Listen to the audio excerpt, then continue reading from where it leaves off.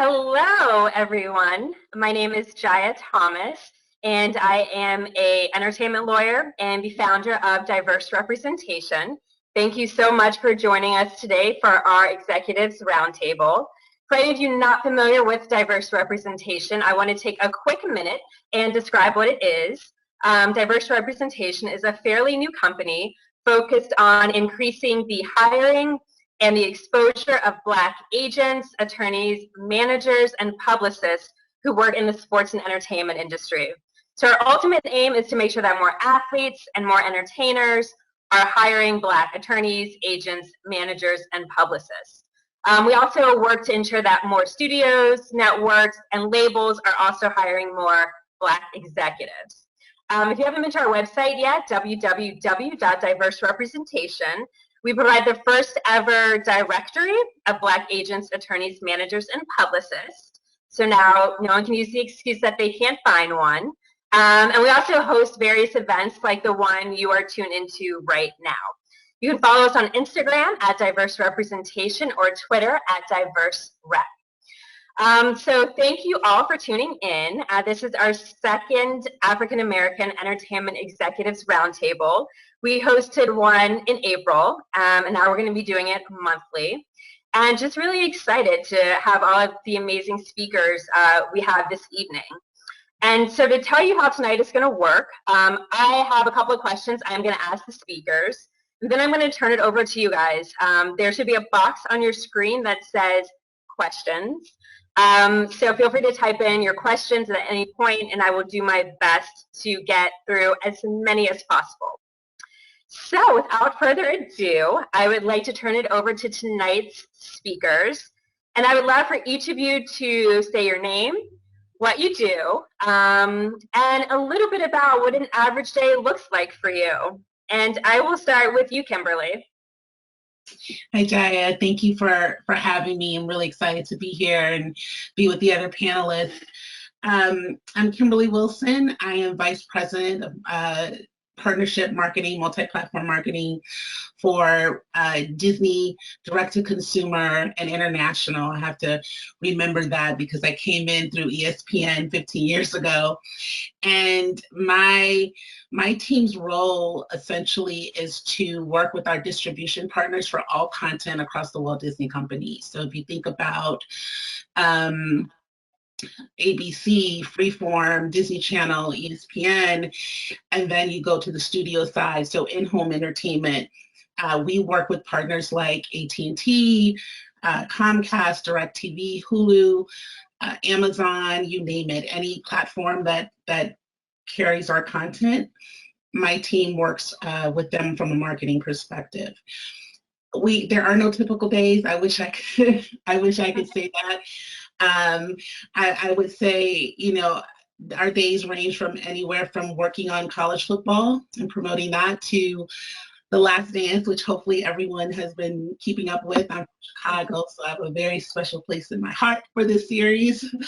And anywhere from a Disney Channel show to Grownish, Blackish, you name it. So our team is very focused on driving as much engagement for our content as possible. Awesome. Kevin, I'll turn it to you now. Well, thank you, first of all, for having me. My name is Kevin Fortson, and I'm Executive Vice President of Production for Warner Horizon Television, which is one of the television units in the Warner Brothers company, Warner Media now. As far as a typical day goes, well, certainly these days there's no such thing. So this work from home environment, I spend a lot of time doing things like this all day. I mean, not really evidenced by the difficulty I had in getting on to this particular program, but my role is I oversee finance and administration for all aspects of production for our scripted and non-scripted fare. We do scripted shows like Queen Sugar and what else? Claws, and we've done in the past. We did Pretty Little Liars, which was a big hit for what was then called ABC Family, now Freeform. We also have a non-scripted side, which our big project there is The Bachelor, going on 21 years, I think. And so I'm responsible for the everything from budgeting to crewing to human resources issues and concerns, and just kind of all of those things. I usually like to say it's my job encompasses all those things that no one gets into show business to do. It's kind of the cleanup the cleanup position within the company. I've been with the company since 1993. I started as vice president of production for Telepictures, which is another Warner Television division, and I ran studio operations for the main Warner Brothers lot for a few years before we founded Warner Horizon Television in 2006, and I've been there ever since. Awesome. How about you, Mika? Hi, my name is Mika Pryce. I am head of development for Radicle Act Productions, which I started with Don Cheadle last summer, so in July of 2019. You know, we're a fairly young company. Prior to here, I was at Universal Pictures in the development side, and before that at a financier as a development executive as well. And you know, in terms of what, you know, as like Radicle was sort of founded in order to center voices that are historically marginalized, right? Voices that are historically either not seen on screen or in various mediums, because we're working both in television and theater on, we have, you know, a couple of films that we're working on as well.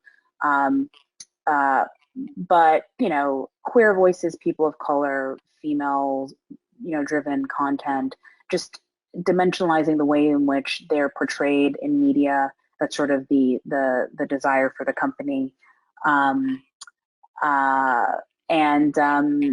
You know, a typical day, I mean, it's also a lot of Zooms these days. It's a lot of pushing rocks up hills.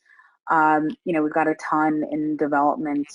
And so, you know, now that everyone's just sitting at home, every actor you want, every writer you want, like, is sitting at home. There's been an uptick. I think a lot of development execs would speak to that.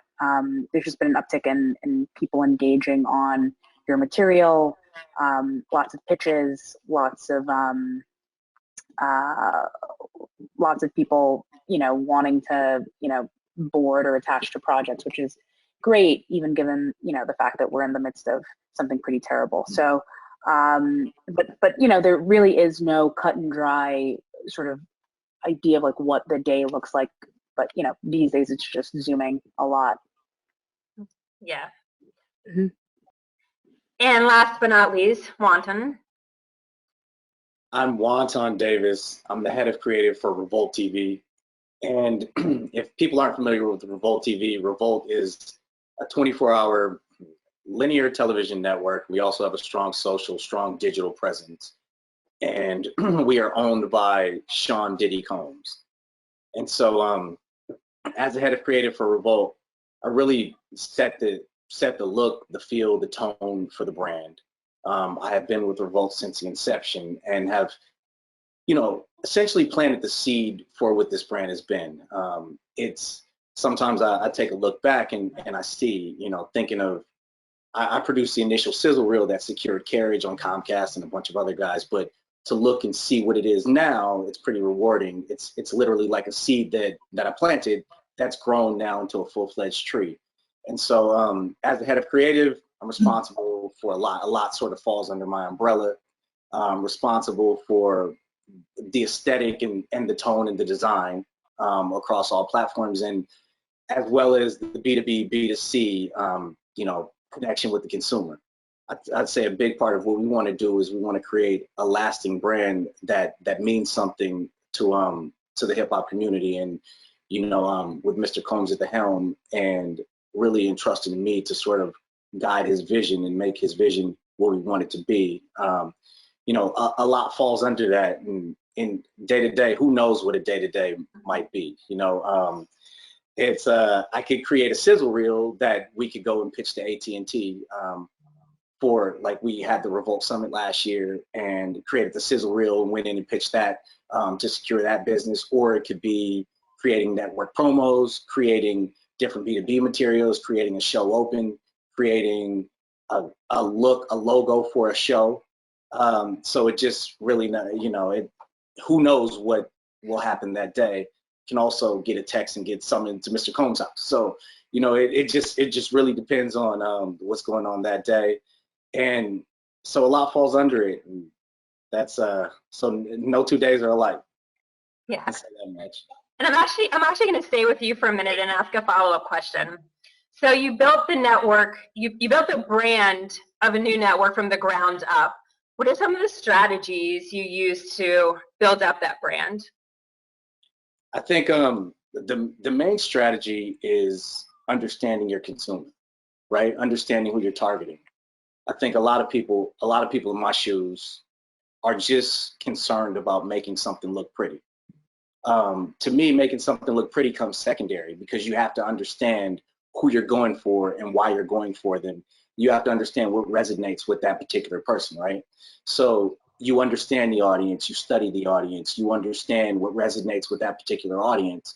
And then once you have all those insights and that knowledge and you really figure out who you're going for, that lane lessens and becomes a lot smaller.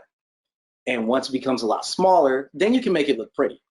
I always say that my role at REVOLT is I don't bake the cake, I don't bake the cookie sheets of the cake, but I decorate, right? So I decorate it, I frost it, I pipe it, I do all the stuff that makes it pretty and all the stuff that makes you stop and you take a look or two.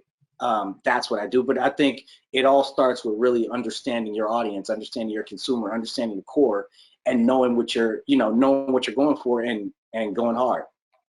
Yeah, no, I love that.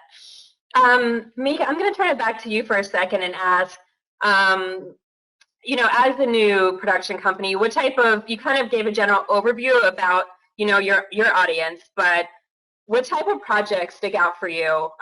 What type of content are you guys looking for right now? And what kind of, you know, draws your attention in when you're getting scripts, when you're getting pitches?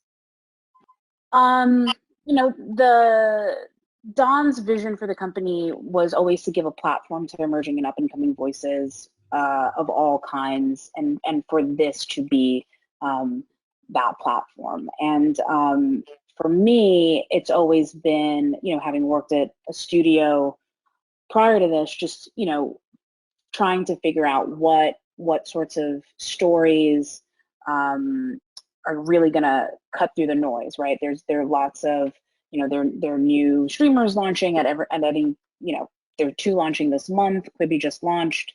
You know, people are looking for content, and there's almost a glut of content, right? But there are only a few things that really sort of cut through the noise in a way that resonate with audiences in a particular way, right? And we can all sort of think of what those might be, but they're, you know, across these platforms, there really are only a handful of things that tend to be like part of the cultural conversation or bigger conversation that we have. And I think that for me, it's sort of, you know, it's looking for those things that both are going to incorporate those new voices that have that feel special, that feel that feel as though there's a certain sort of like energy behind it that feels a little bit different from what you've seen before, regardless of sort of the genre, right? So we're not a company that's looking for, you know, just like cool thrillers or, you know, comedies. I think, you know, we're definitely not a company that's looking for, you know, stories that are the first stories for us. You know, that's something that I sort of shy away from. I think that's sort of a reductionist way to paint, you know, to paint people of color or women or, you know, LGBTQ, like, you know, the first Black football player, the first Black, what, like, you know, there's a lot of that comes to us, and that's all very important and meaningful stuff. But I think in order to like further the cultural conversation, there needs to be content that feels fresh and cool, and like it will cut through the noise of those many streamers that have all of this content that people are checking out. So in terms of the stuff that I look for, it really is, does that tone feel special? Is that way into that story? Does that feel like, different or something that you haven't seen before? I and Don included, we tend to lean into things that feel a little bit more subversive, a little bit, less pat. We're doing, a dark comedy about female mental health, right? In addition to, the story of, one of this like anti-hero, Black millionaire on Wall Street in the 1850s. So it's all kinds, but it's really trying to find just that the voices that feel like they have a certain energy that feels different than what you've seen before, in order to create sort of that buzz and to really stick out in right now. Awesome. Kevin, my next question is for you. What is one of the biggest misconceptions you think people have about the creation and production of television series? Or what is one thing you think people would be most surprised to know? Well, I think most people would be, excuse me, surprised to learn how the sheer amount of backroom work that is required to get a show developed and honed to the place where it's ready to go out to be pitched, and the number of people who are involved in that process, and the hours and hours and hours that they put in on it. And I'm just talking in describing that, I'm really just talking about the development, the creative people. I'm not talking about the people who work for and with me, who are running the numbers to see whether it can be, if it can be produced for an amount that will be palatable to us. It's an army of people. It's not just one person or a group of people having a good idea and it getting in the right hands. There are multiple transactions and multiple layers to the process of getting it into the right hands and getting it to the place where it's going to be acceptable, or it's going to grab someone's attention, and then deciding who the right audience is, the right buyer to take it to, when you have many choices. So I think that's one of the biggest things that I think people would be surprised by, how many sets of hands and brains and hearts have to go into touching a project to get it to the place where it has a chance. Mm-hmm. Great. And my next question is for you, Kimberly, the queen of marketing. What are some of the biggest marketing trends you've noticed in the past year? So that's an interesting one, because it's shifted drastically since the pandemic has hit. So pre-catastrophe, because that's what this is, saw like an increased use of event marketing. Just a lot of people putting a lot of effort into connecting with people in person.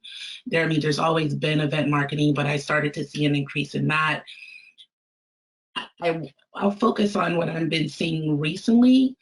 Cause marketing has certainly increased. If you look at a lot of these brands are now being very vocal and upfront about their how they give and how they give back, which, some are super authentic, and some of them you're like, feels like you might be taking advantage of the moment. But I'm not here to question intentions, but certainly have seen an uptick in that.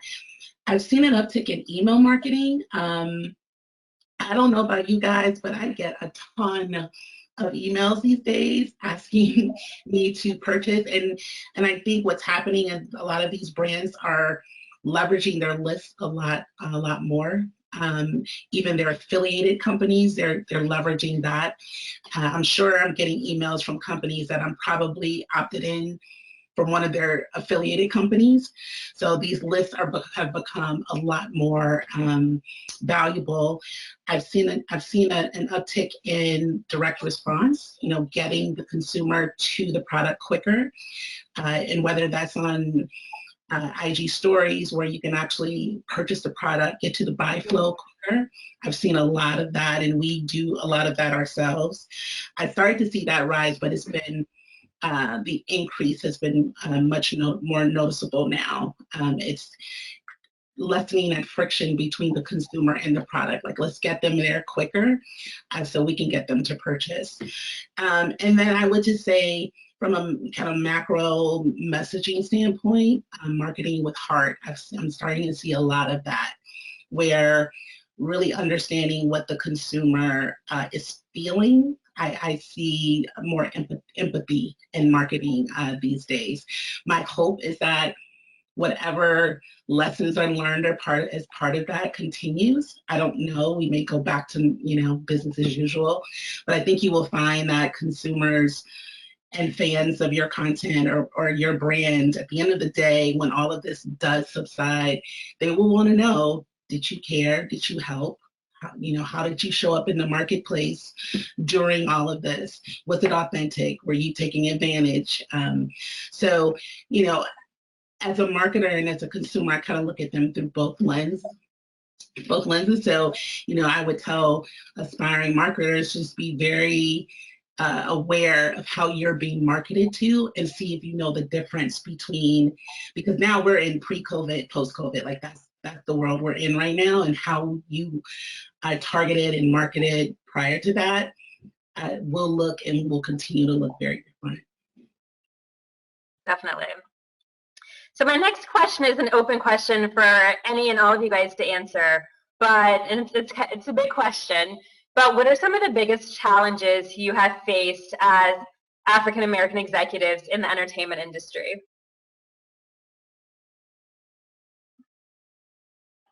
I'll take that one. I'll go. I don't want to call anybody out, so I was just putting it out there. I'm always jumping in the deep end anyway. You know what? It's exhausting. I think being either the only one or only one of a few every time you walk in a room.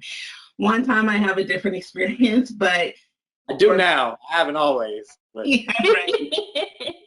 I used to work for BET, so my experience then was different. But over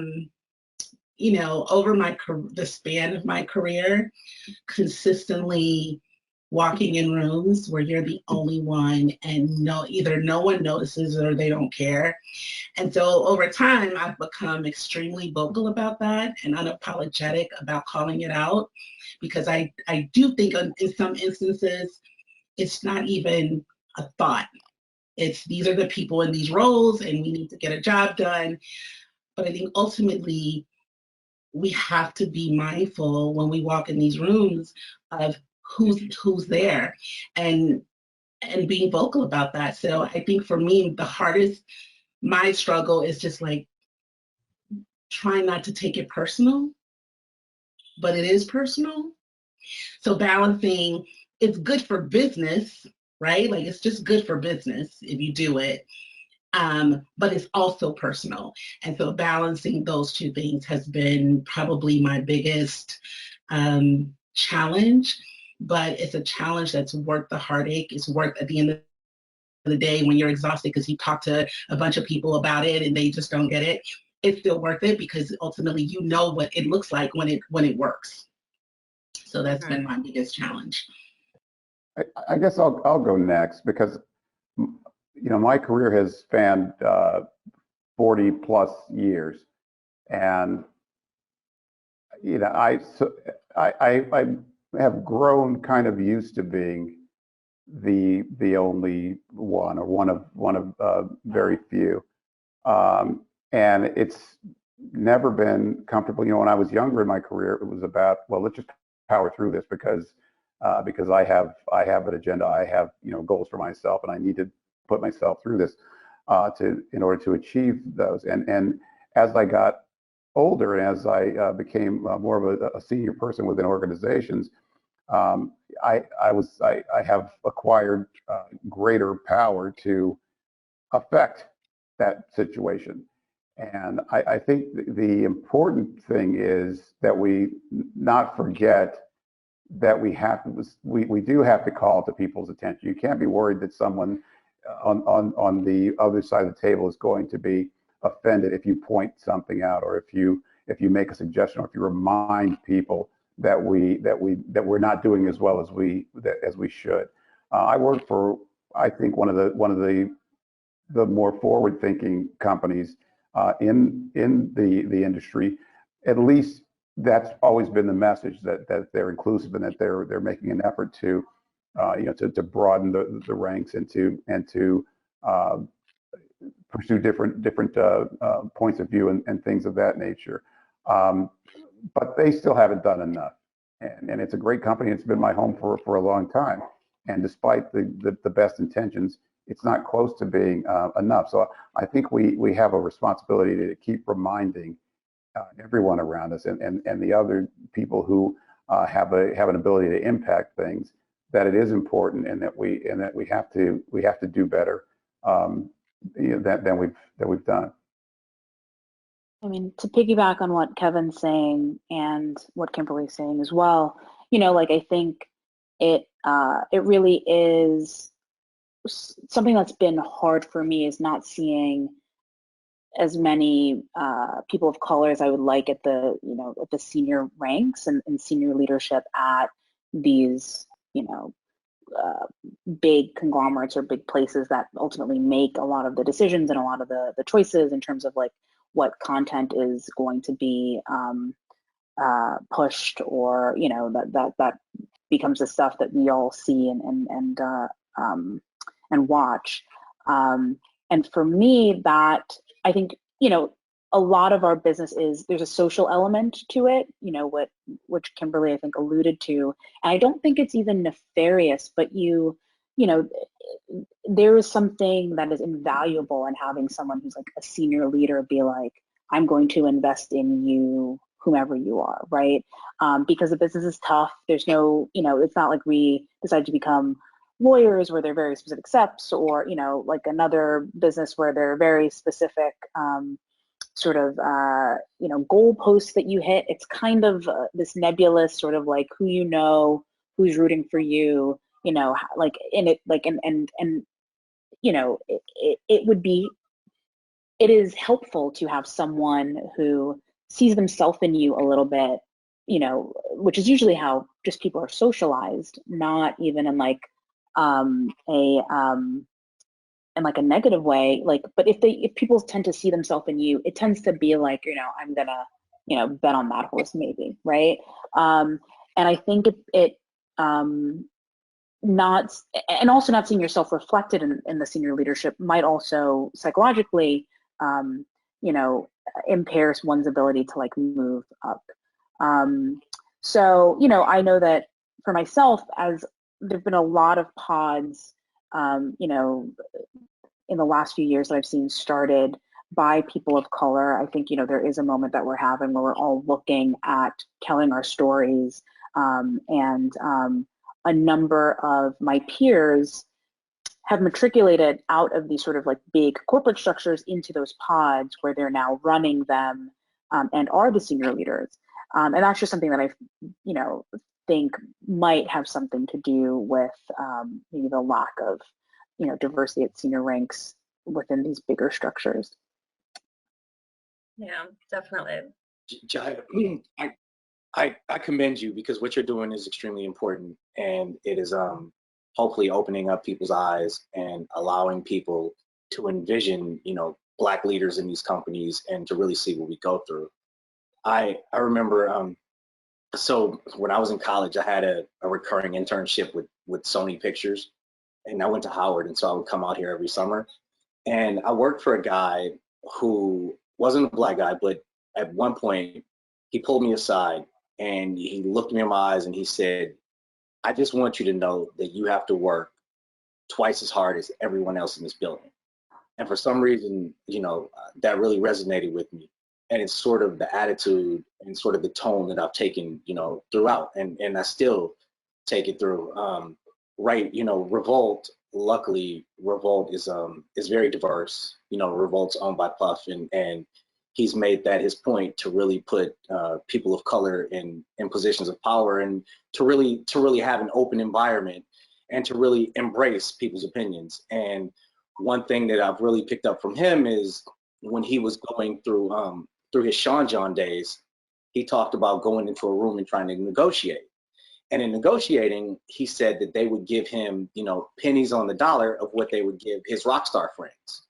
And so he said, at that point, he learned, like, no, you know, I'm going to go in, and I'm going to go in a certain way. And that's when he really took a turn and really became sort of the business person in it all. And, you know, and so through him, I've just learned to go in with a certain tone, and with a certain, you know, understanding your value, understanding your worth. And especially right now, in this landscape, you know, I think brands have really taken note that the Black consumer spends a lot of money, right? And that, you know, our influence is global now. So I think right now for the people coming up, this is the best time ever, because brands have, you know, are starting to understand. People understand now, and they understand the value of it all. So I don't know. I feel like I kind of talked in circles, but Yeah, absolutely. Good. And I'm going to stay with you for my next question. What is the biggest piece, or one piece of advice you would give to young Black folks looking to get into the entertainment industry? What is the biggest piece of advice you would give them? to do your homework, to study everything. You know, I study everything. I watch, you know, advertisements with the sound off. I want to know why it works. I want to know who it's targeted towards. To really study, to do your homework, like everything. Like if you want to be a basketball player, you practice, right? And it's all about practice. It's I'll take a spot that I'm thinking of and write it 10 different ways, and really figure out. So it's all about the process. It's all about studying and you know, crafting your skill. Kimberly, how about you? What is one piece of advice you would give a young Black person looking to break into this industry? Know how organizations make money. It's so important. You know, there are companies, excuse me. Oh no, we're all coughing now. I know, no, little tickle, just a little tickle. That's how it starts, girl. Knowing how organizations make money, whether you are looking to be a part of that particular piece of the organization, is still important.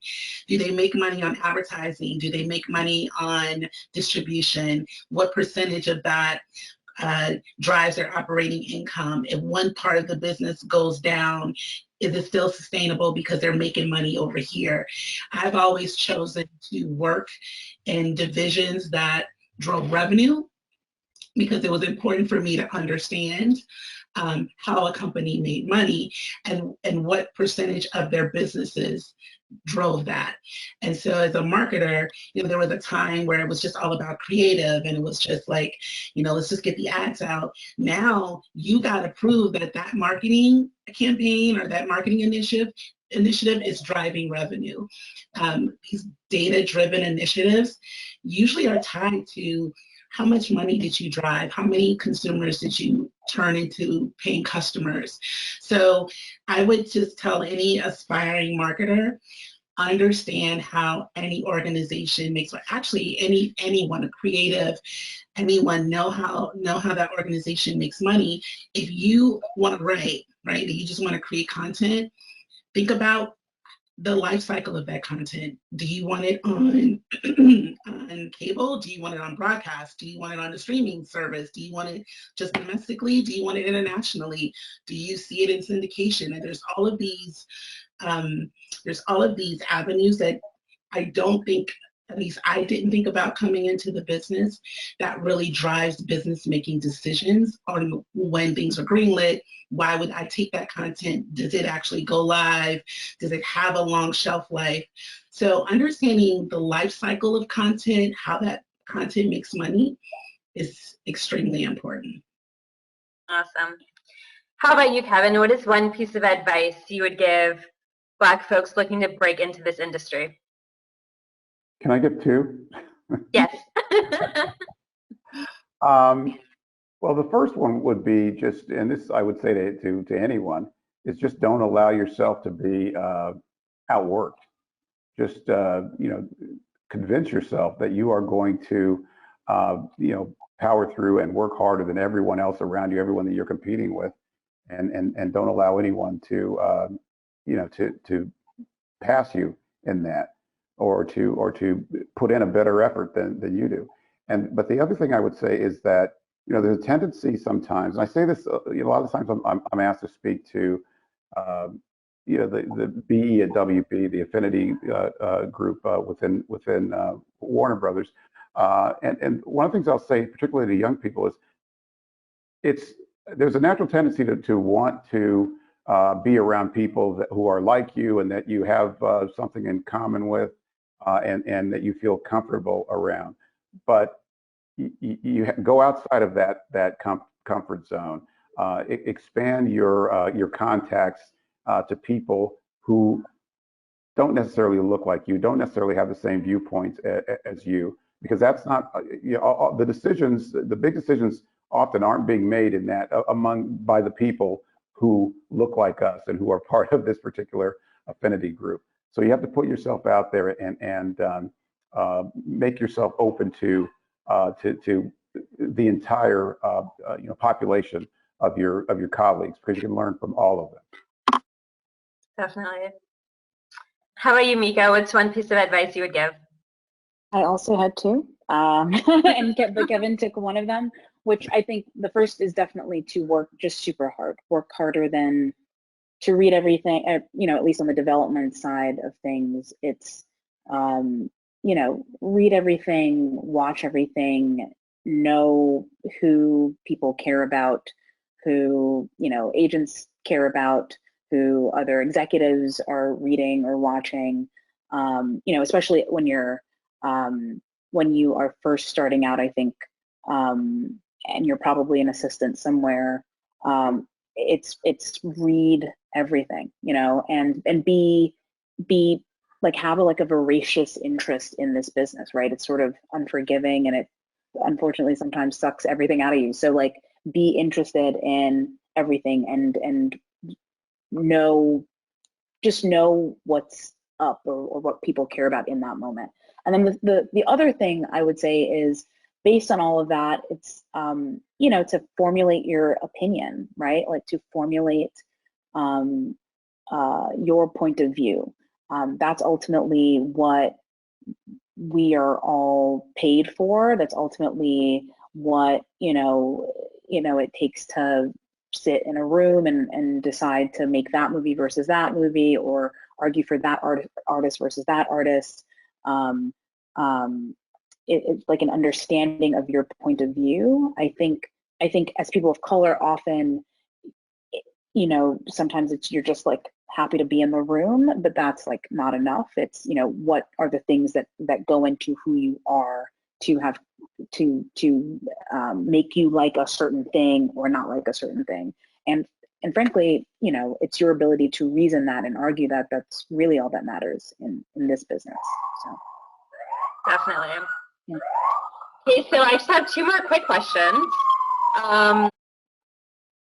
My next question is about networking. How big of a role has networking played in terms of helping you guys get to where you are? And what advice would you give to people looking to do a better job of networking in the industry? And I'll just open it up to any of you. Networking obviously is everything, really. I'm trying to think. I think all of my jobs, with the exception of one, I've gotten through a network of people that I've either worked with or known, or different colleagues. think networking is really important, and that's why what you're doing is valuable. And I think the times we're in now with the Zooms and the different kind of breakout sessions that we're exposed to is going to help us, I believe, because it gives us access to people we never really had access to. So I would say people take advantage of this time right now, because you can get someone on a Zoom who you never could have gotten coffee with before. So let's take advantage of this time. I know I'm trying to, so we all should. Let's get on Zooms with people. So I learned this this formula from this leadership program I was in, and it's kind of helped guide me. And it's relationships plus performance equal advancement. You can't get it without the relationship part, and I've learned that over time.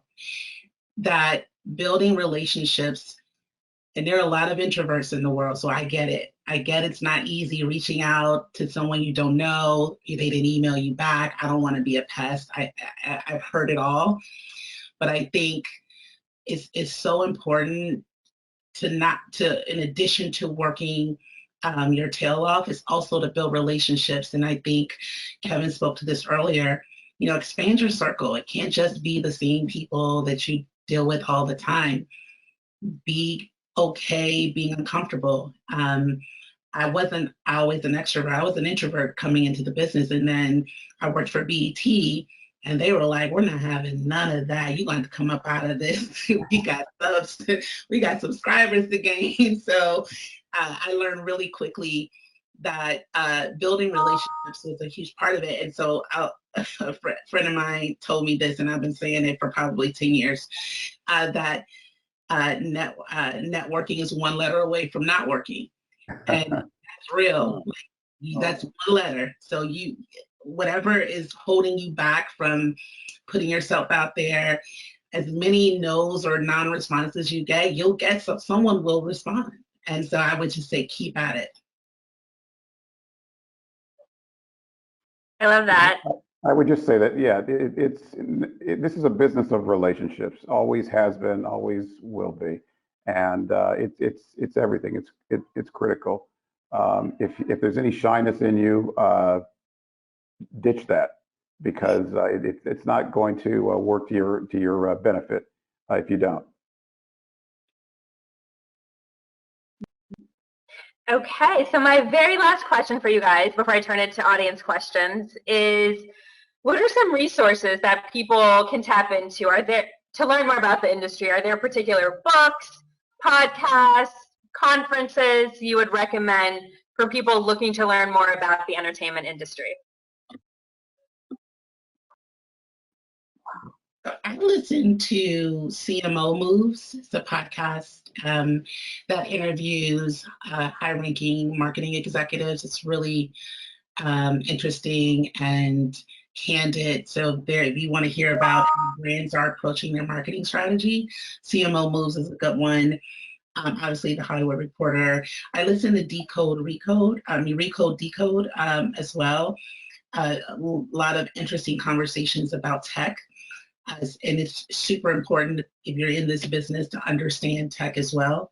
And then Business Wars is another one that I enjoy, and it talks about, kind of juxtaposes two businesses and how they're operating in the same kind of environment.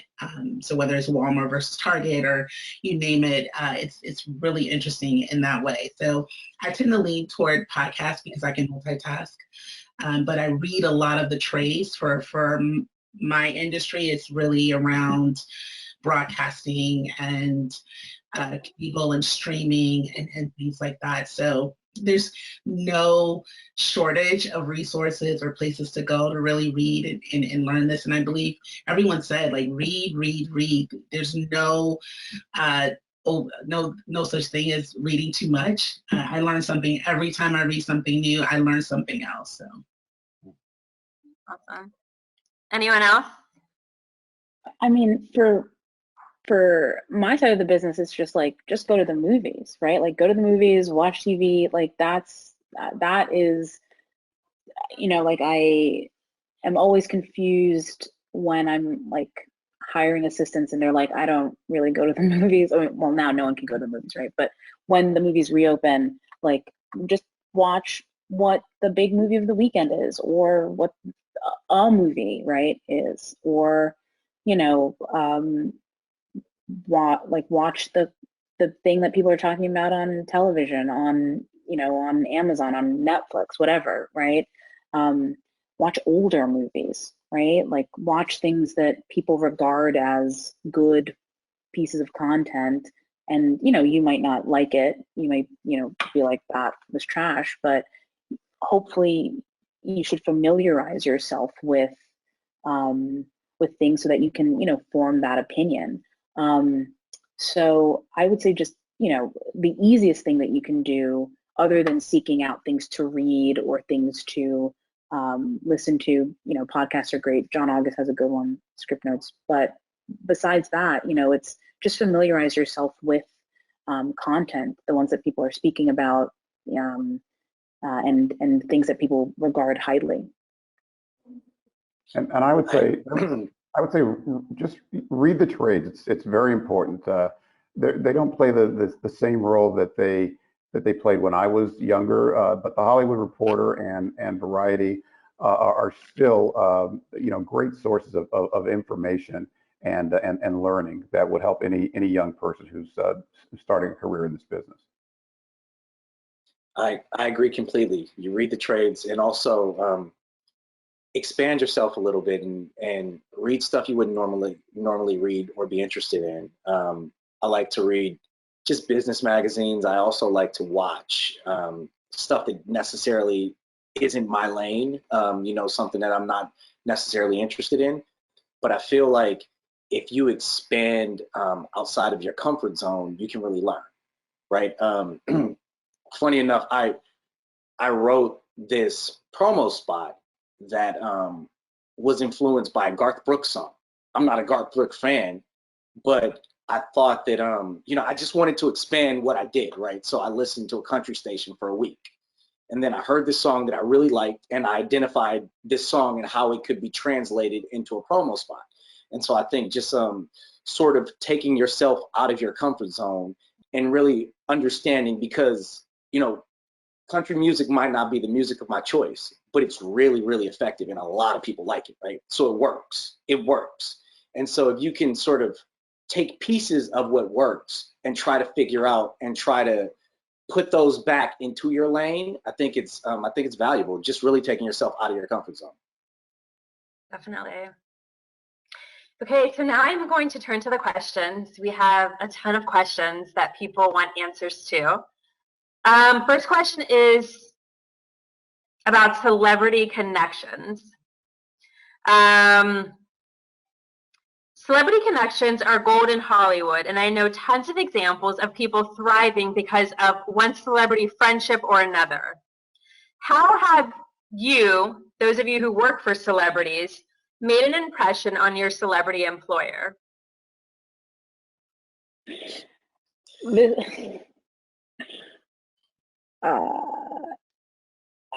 I mean, I can talk a little about it. You know, like, I honestly was very reticent to work.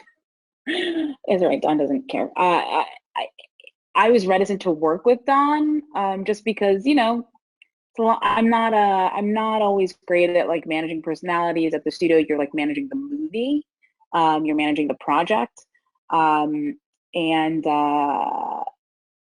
you know, sometimes, you know, and there you have to then manage another person's personality. I like was, you know, averse to being an agent. Like, that's not for me.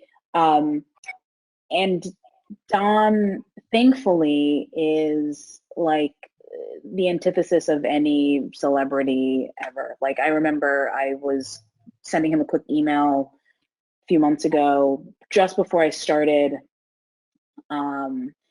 and I was running through all the things that we needed. It was just before the company sort of started, and I was about to get on a plane, and I was like, we need to talk about this, you know, like, as soon as I land, like, and it was a very like pointed, quick email. And then I was in France, so I was a few hours ahead, and it was very early over here. And then I went to like CNN and saw that he'd been like nominated for an Emmy and realized I hadn't said anything about that in the email. And I was like, oh, he's going to be annoyed, whatever. And so I remember I like sent him another email being like, you know, whatever, like, congratulations, all this stuff. And he was like, I don't care about that. And I was like, great, we're going to like, it's so, he's a very easy dude. You know, I mostly just give him a lot of shit about a lot of stuff. And I think that makes our dynamic work. Also because he's, you know, he's a good, easy, normal, smart person. So I think I have it lucky so that it doesn't even feel like a celebrity relationship, honestly, but yeah. That's awesome.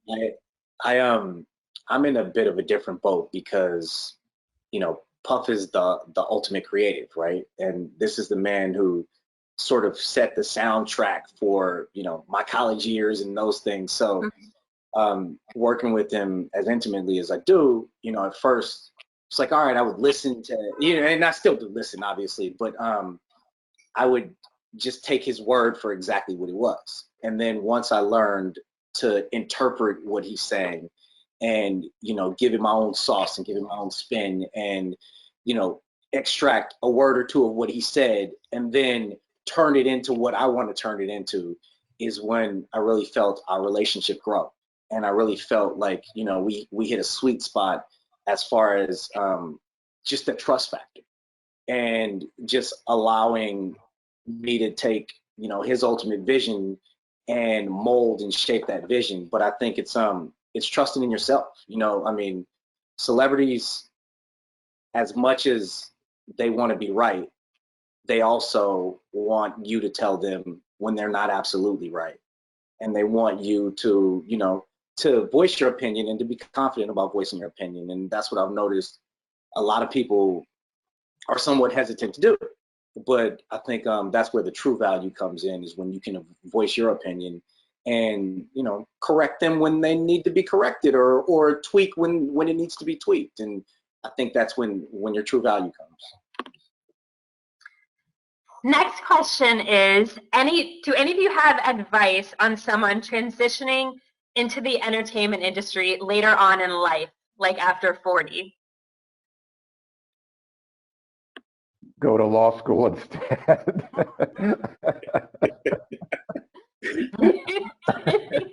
Don't do it.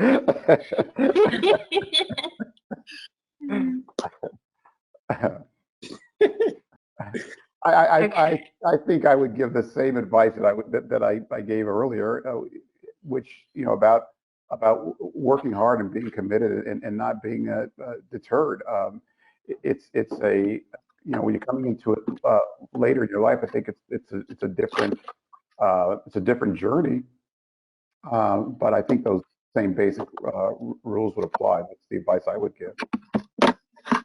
Yeah, I'm going to tell a really quick story. So this is my second life. I actually was a paralegal, an aspiring court reporter, a legal secretary for probably the first 8 years of my life post graduating from high school. I dropped out of college. My parents were very upset, whole thing, but I didn't know what I wanted to do. And so my sister had graduated from Hampton, but I'm older and I'm like, this doesn't feel right. What is happening? Why is she like blazing me? And so I decided to go back to school at 28 and get a marketing degree. And it was a movie, actually, to Mika's point, that changed my life. I was 28 and I went to see The Best Man. And I was by myself, and I was gonna be Jordan. You couldn't tell me. Jordan. I was working during the day and going to school at night, and I'd see this movie, and I just send my resume to DC for an internship. And I'm working for the State Department at the time, and someone who graduated from my school that I was attending got my resume and said, hey, the internship's yours. We don't pay, but if you want to come to DC, it's yours. And talk about like cold calling. I just mailed my resume, and in 3 months I was in DC interning at BET, and I was 28. The little 19-year-olds were around there getting it, and you couldn't tell me I wasn't auditioning for a job. Whatever they needed. And the internship ended, and 2 months later they offered me a job in the Chicago office, where I'm from. So the lesson here is it's never too late. I don't care how old you are. If you want to get it, go get it. And 28 was old to be interning for free with bills. But I wanted it, and I was inspired by a movie. And I years later, was able to actually tell Malcolm D. Lee that he did that for me. And so whatever your inspiration is, and it doesn't matter if you're 40 or 50 or 30, whatever it is, if you want to make a transition in your career, do what it takes. The question you have to ask yourself is, what are you willing to give up to get what you want? Not everybody's willing to move. Not everybody's willing to take a few steps back, take a pay cut, whatever it is. You only know that for yourself. So know what you're willing to sacrifice to get what you want. I was willing to give up a paycheck to work for BET, and it worked out. So I hope that. It's a great story. That's a great story. Great. So the next question is, do you ever feel burned out or have days when you feel over it? If so, what do you do, or what have you done to cope with that? Yes. I've quit entertainment before. I quit entertainment, and I was going back to school to teach. And I did it for, I believe, 6 months, and I was into it, and then I just couldn't pay my bills, and I was really struggling to pay my bills, and I was just frustrated. I had done, I produced some reality shows that sort of didn't really sit well with me. I felt like I was compromising a lot in doing it, and so it's like, I'm quitting. I'm going to teach. And I want to teach at a certain level. So I went to school, I went back to school, and then I was just really struggling to survive. And so I talked to my wife, and I said, look, I think I need to go back to TV, and I would like to go back into sports. And so I'm just going to put it out there, right? I'm just going to put it out there. And I put it out in the universe, and knock on wood, 3 days later, an old boss of mine called and said, I have the perfect gig for you with the Olympics. Do you want it? And I said, yes, I do. And it was, I mean, literally 3 days after I manifested it. And obviously everything aligned at that point. And I was just really lucky to have that opportunity at that particular point. But I was just really burnt out at that point. And I thought that, I wanted to go into education. And so I walked away for 6 months. And I'm happy, I'm back, because this is what I was meant to do, and what I do best and what I'm best at. But I was just really burnt out and defeated at that particular time. So. Wow. Well, we're glad you came back. How about the rest of you guys? How do you deal with burnout, feeling burnt out? Yeah. Well, go ahead. I mean, 100%, previously at the studio, there is no schedule. You're just working on 100 million different things, movies in all different phases of development, whether they're in post or they're in production or whatever, it's just, in everyone's sort of little slate, you have dozens of movies that you are responsible for. And as the junior, as I was at the time, you're just writing all these notes and doing all this stuff. And so, yeah, you're working really hard. And I think still, now that sort of we've launched this company, there's no boundaries, right? I wake up at 5 a.m. and I'm reading, I'm emailing people really late at night, and then pressing the send later thing so that they don't realize that this email is coming to them at 3 a.m. but it's getting them at a reasonable hour the next day. So I think they're occasionally just the lack of boundaries in terms of how much you're reading, how much you're doing, how much, like all of the aspects of like developing these different shows and movies and things. I think you just gotta like, you know, a friend recommended that I read this book called Essentialism, which is, it's all about like, you know, like what you want your life to be, right? Like very, very easily our jobs can become all encompassing. It's a lot of work and it's never ending. And it's like, you know, sometimes more is more, sometimes more is not better.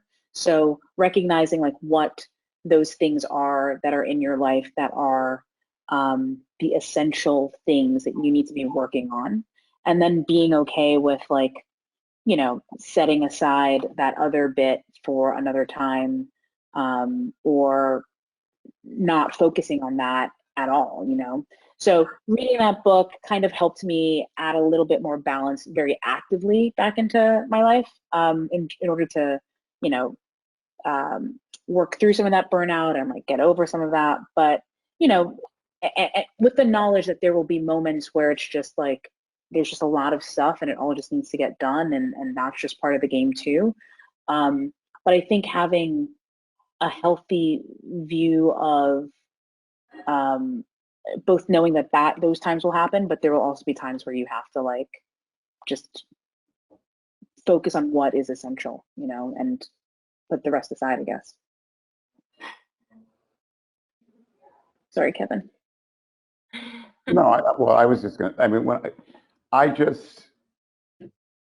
when I look at this industry that we're in, and how fortunate we are to have the jobs that we have, and in most cases to, you know, make the money that we make and have the lifestyles that we have, I catch myself sometimes getting into that burnout place, and I remind myself that there are people who there are so many people who would trade places with us in half a second, and that usually brings me out of it. But more than anything else, you know, when we start getting upset over the things that aren't really that important, and that people around us are overblowing and things of that nature, I dig myself out of that most of the time by saying to myself, because I have 3 kids, yeah, are my kids okay? Because all the rest of it is BS. And if that's all fine, I don't, you know, pardon my French, I don't give a crap about any of the rest of it. So this moment that I'm in, I will move through this. My kids are okay, so I don't care about any of the rest of it. That's a great attitude. I think that's perfect, actually. Okay, we still have like hundreds of questions, but we're already a little bit behind schedule, so I'll just pick 2 more questions to ask. The next question is, are there mentorships available for African Americans in your organizations?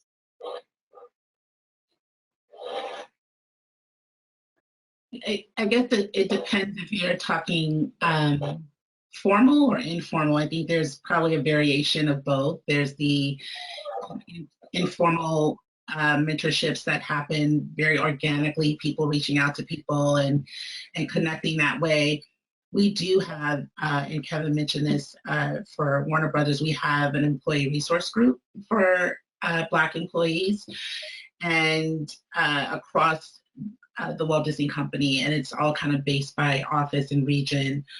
And, you know, we do anything from, you know, talking about what kind of content are we putting out. We serve as focus groups for new products coming out. We advise on social issues, and then we create these safe spaces for each other. The summer that, and I'm very mindful that this has not stopped, but that one summer it just felt like every week you saw a Black man being killed, and it was weighing heavily on the Black Disney population. And so 2 of our architects from Imagineering, and they designed Rise. They decided to get together and create this safe space called We Gonna Be All Right.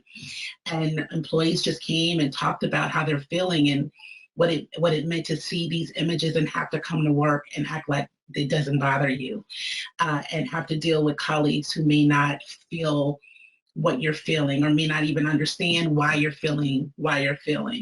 And so I think any organization that allows for its employees to communicate in that way is super important. So when you're thinking about where do I want to work, think about what does that look like as well. Like if that's important to you, it's not just about the money, it's not just about access, it's what is the culture and what kind of culture does it allow for me to have in the context of that. So yes, mentorships pop out of these employee resource groups. There's these informal mentorship programs. There are formal mentorship programs as well. So I think it depends on the organization. I tell you, I choose my mentors. I do not wait. I have gone up to people and say, you know, you're my mentor, right? Unapologetically. Because if you're waiting for someone to tell you you're my mentee, you're going to be waiting a long time. So I think it's okay to actually claim it. You know, I'm the 3 of them on this call. Everybody, all 4 of you all are now my mentors. I need you guys when I call you. So I'm funny, but yeah, like it's how you show up in the world and not be so afraid to engage. And by the way, mentorships can be very temporary. Someone can mentor you for a moment. They weren't meant to be your mentor for life. And then you have people that will be your mentor for 20 years. And then the last thing I would say is making sure that you're also passing that along. Become a mentor. You know, it's a 2-way street. It's not, what can I give my mentor? This kind of back and forth relationship I've seen has benefited me and is been important in my mentorship relationships and in mentee relationships as well. Definitely. Okay, the last question is, do any of you believe that you have to relocate to a certain geographical region in order to enter into the entertainment industry? I don't think that's the case. I mean, because the industry, particularly in production, is now, you know, so global. We produce shows in New Orleans, we produce in New York, Chicago, you know, Canada. So I guess there are certain, if you're in North Dakota, there aren't going to be that many opportunities in television production. But I don't think there's any one place. It used to be you were in New York or LA. And that's not the case anymore. I think that there are opportunities in a lot more places today than there used to be. All right, well, it is a little over our time. So I want to thank all of you guys for doing the roundtable today. You guys shared such great information and insight, and I really appreciate it, and I think everyone else does. And thank you to all the attendees who tuned in. Stay tuned. We will be doing another one of these with a different set of speakers next month. So thank you guys for tuning in, and thank you to all of the speakers. Thanks for having me. Thank you, guys. Thanks. Nice to meet you guys.